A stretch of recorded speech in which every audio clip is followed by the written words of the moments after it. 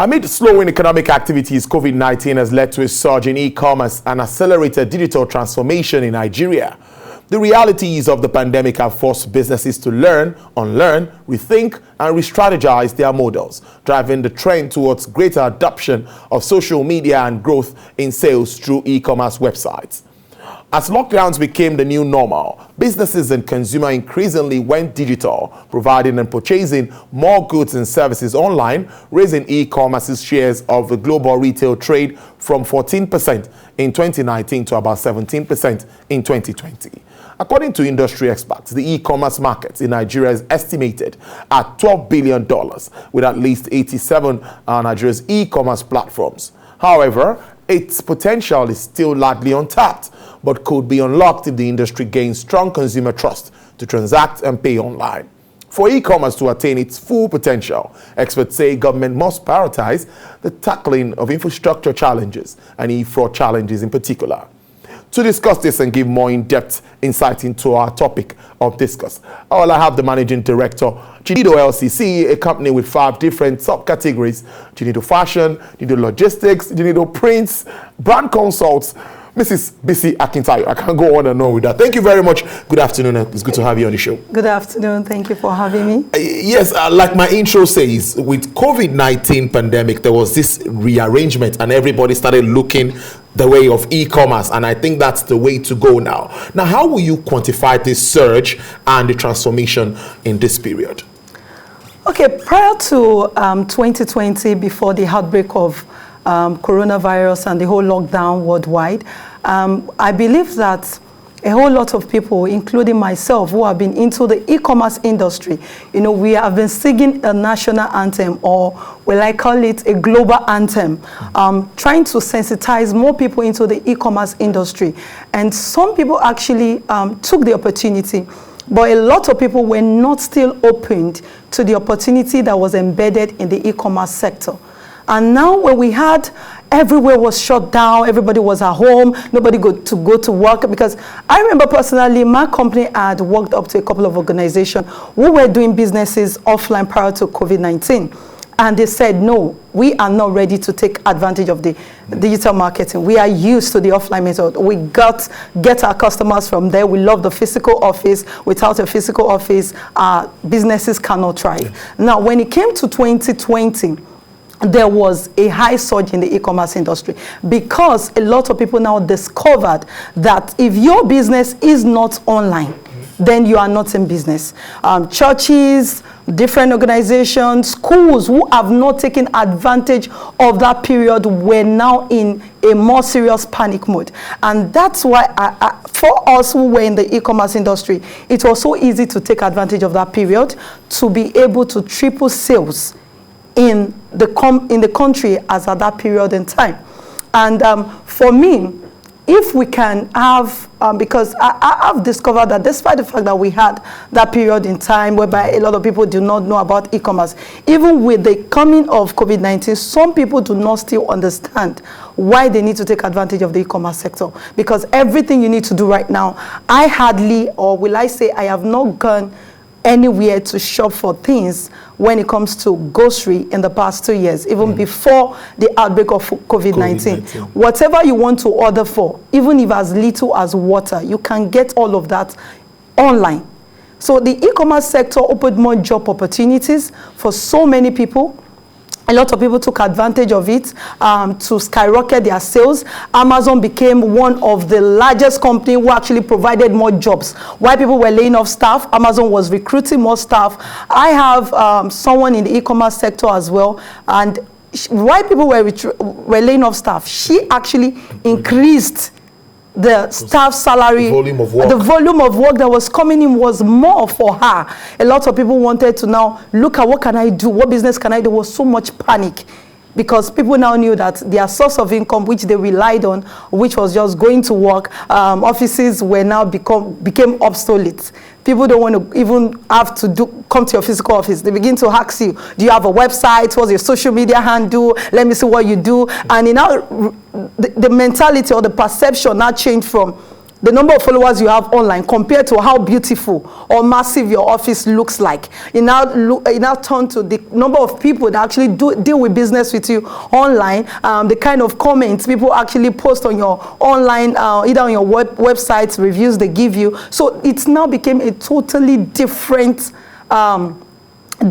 aspect for us in Nigeria and in the global market. I remember looking at the GDP of Nigeria and the global market. We have over 7 billion 7 billion people in the world today. Yeah. And looking at the number of people in the year 2020 who actually are now into e-commerce, we have over 1 billion people who are into the e-commerce sector. Wow. In the year 2020, it was projected that the rise of the e-commerce industry will fall from 2019 to 2020. But what did we have?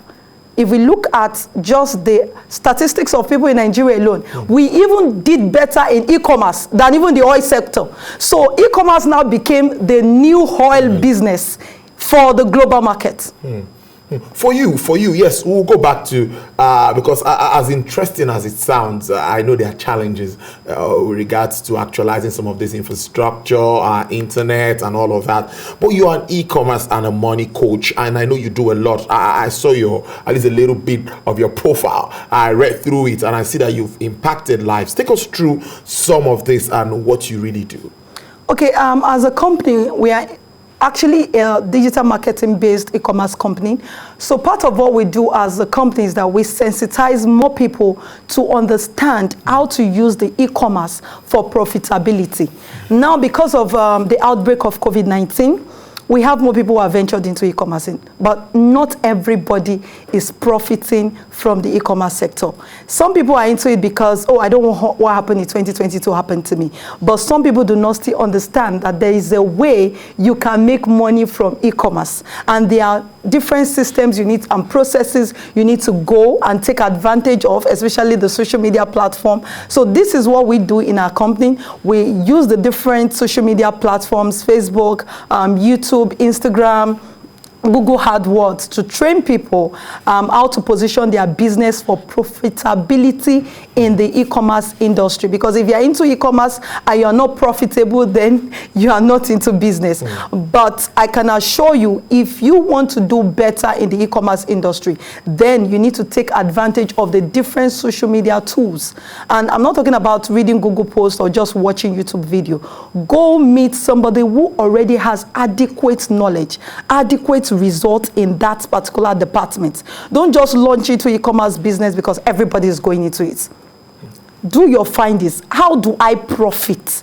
Even if I want to put my business online, even if I now have a website, because it's not enough to have the beautiful website, the beautiful landing pages, or nice Facebook, nice graphics design. Now, how do I turn this into money? How do I turn my Instagram handle, my WhatsApp, my Facebook, positioning myself on Google so that when people search for me, I'm among the top 50 or 20 for searches that comes up, and people can quickly connect with my business. And how can I also take advantage of YouTube, for instance, because I still see that a lot of people have not still taken advantage of that, especially in Nigeria. So these are part of what my company sensitize people. Yes, some people might have been doing it, but some are not still doing it in the right way to set them apart, to make them different. You might be selling what everybody is selling, but there is a uniqueness that comes with the way you sell yours. So we also help them fine-tune how unique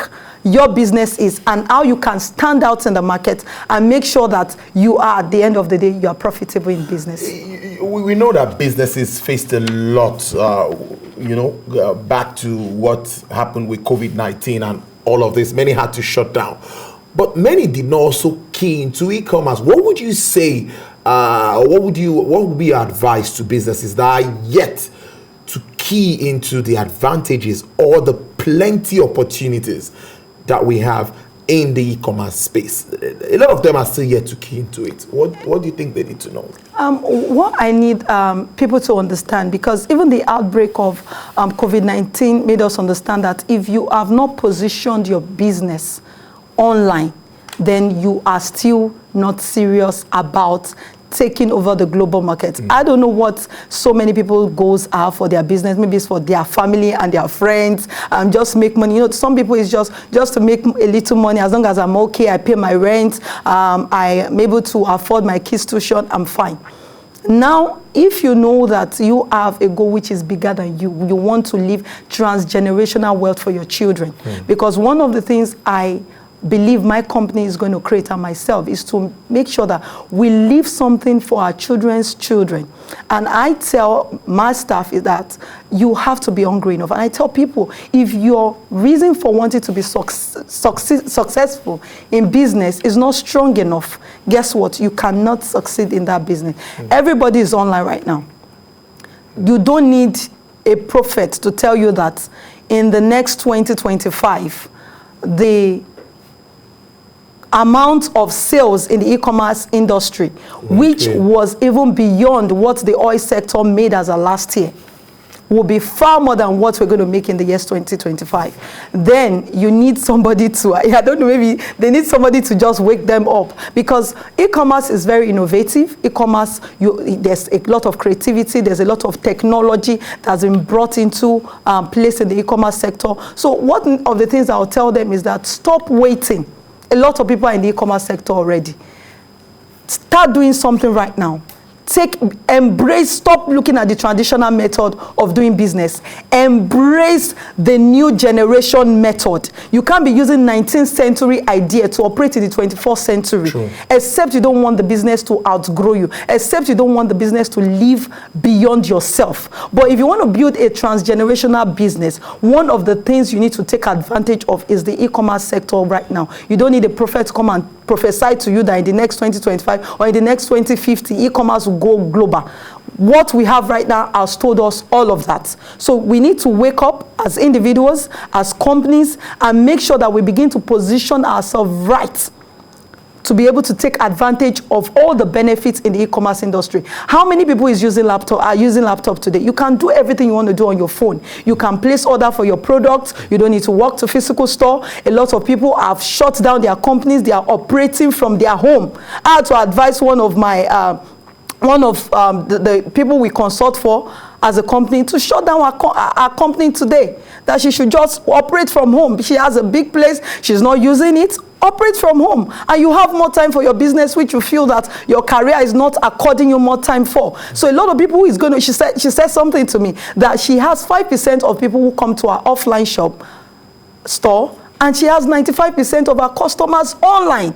And that is what we have had, we have today. So if care is not taken, people who have not taken advantage of the online or the e-commerce sector will be shut out of business. You just discover that a time comes where you can't pay your bills anymore because everybody is online. Everybody, except for those who have refused or who are still taking their tradition. Even if the people who sell local herbs in Nigeria today, they are online. Everybody is online. So nobody needs to prophesy to anybody anymore.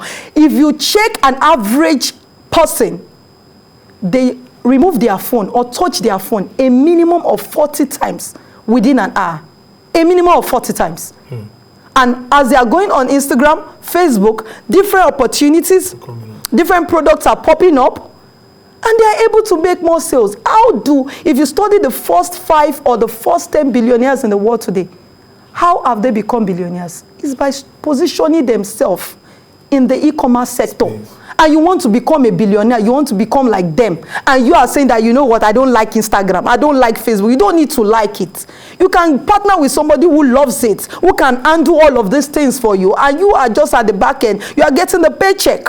You don't even need to do much of the mental and physical work. Just partner with somebody. Just employ people. You don't need to do a lot of the mental work. And you get these people who will do the job for you. If you are feeling that, oh, maybe I'm too old to learn digital marketing. Yeah, financial literacy. I wanted to say that too. You know, that's also very important for business owners. And you know, we've seen Nigeria, I don't think we're really doing too very well when it comes to this. Don't you think this is also needed for us to be able to expand this e-commerce space? How literate do you think Nigerians are? How better can they get? Nigeria can actually get better. And I've seen, because I'm on social media, and I see a lot of things happening on social media, and a lot of people are getting more sensitized about financial literacy right now, and some people actually have not still taken advantage of it. But I feel one of the things we can do, we don't need to wait for the government. I don't believe in waiting for the government. Individuals can actually do that by themselves and be open. We can come together, companies can come together, put up trainings,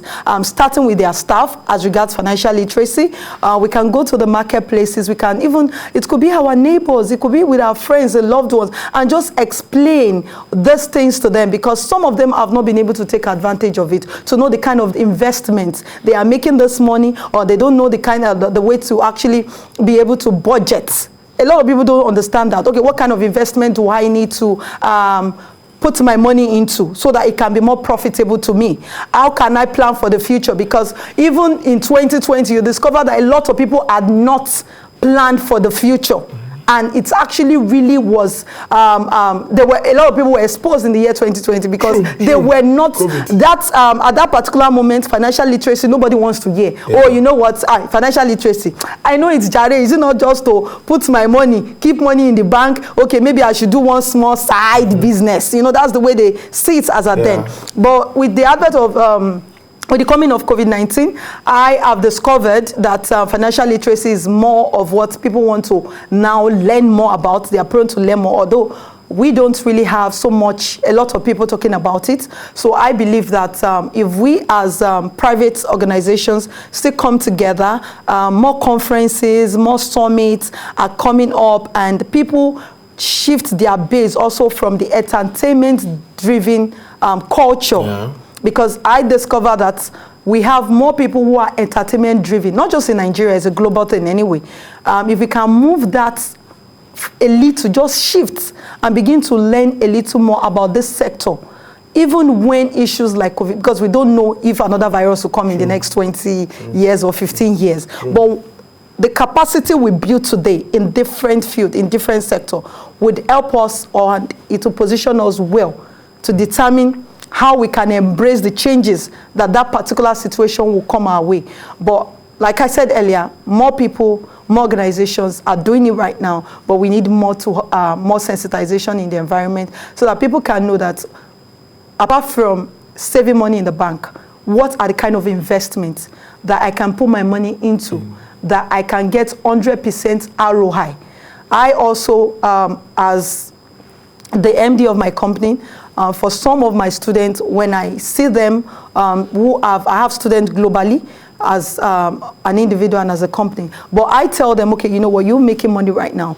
These are some other aspects you can open up to, and you can invest your money. Okay, this is how you should go about planning your money as well, so that you don't put everything to maybe get some other things online, and at the end of the day, when an issue occurs, you are fidgeting, you don't know how to go about solving those problems, you are not financially capable, you don't have another investment which can bring you money, because if this one doesn't bring, you have multiple streams of income. Don't just leverage on, no, I am a one-way traffic. This is the way I want to go. This is the only business I want to do for the rest of my life. That's the way we've been doing it. I am not open to more opportunities. And I believe Nigerians need to also be more open to more opportunities. Because if they are open up to more opportunities, whatsoever circumstances comes their way, they already have multiple streams of income. And I believe that will help a great deal. Let's wrap up on this note. As we project in another 5 years, considering what we've seen, how the sector is moving, booming, creating jobs, even impacting the country's GDP, because if you look at it, ICT has been playing a very great role in our GDP growth. What do you think? What do you expect? Or what kind of growth are you seeing for the e-commerce sector? Okay, for the e-commerce sector, based on even the reports, it has shown us that in the year 2026, that's in 5 years' time, would have more people who are operating more seamlessly online.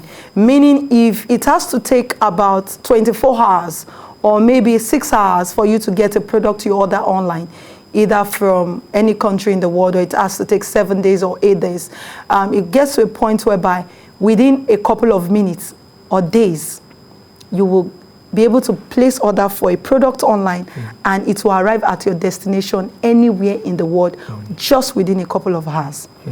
Now, also in a couple of years, we are going to be having more companies, more storefronts shutting down. Why? Because more people would take more advantage of the online platform, because a whole lot of people, they are actually using their phones, they are using their technologies to operate right now. So they have a better, smooth running operation. And we also, by a couple of years now, more innovation would have taken place, more creativity would have taken place. So a lot of technology would also be in view. A lot of technology will also be in view. So that way, a lot of people who are also in the e-commerce sector would have increased. So compared to the year 2020, where sales of Nigeria, for instance, was projected to be over 12 billion, and would have maybe as of then, not even maybe, would have like over 300%, which is maybe about over 36 billion or trillion rather, which would have been projected for Nigerians. Now imagine the globally, how much will the e-commerce sector be making them? But my question to whoever is listening right now, what will be your own take home? Will you be among the people who will be giving more e-commerce sector, will be empowering them, will add to their sales, will add to their profits? Or will you also be just 1% of the population who are into e-commerce, who will be getting 1% of the over 13 trillion or maybe 50 trillion that the whole world will be making as a day? So what will be your own take home? Will you just be giving us? We are ready to take anyway if you want to give. Or will you just be among us or join us? That's a big question. It's a good way to live. Managing Director, Junido LCC. A lot of talk there about the sector, and we'll keep a tab on this and always have you join us. Mrs. Bisi Akitayo, thank you very much for spending your afternoon with us on Business Nigeria. We appreciate this. Thank you so much for having me. All right then.